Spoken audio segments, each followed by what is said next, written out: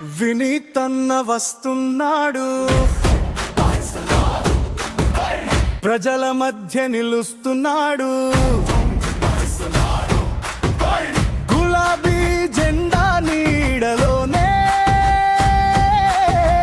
గ్రామాభివృద్ధి కోరుతున్నాడు.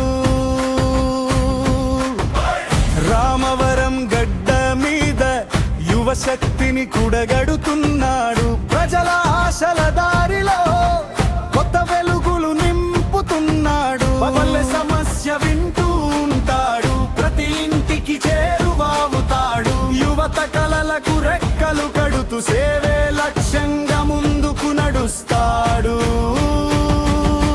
చేయి చేయి కలుపుదాం, గ్రామాభివృద్ధి సాధిద్దాం, యువశక్తి వెంట నడుద్దాం. రామవరం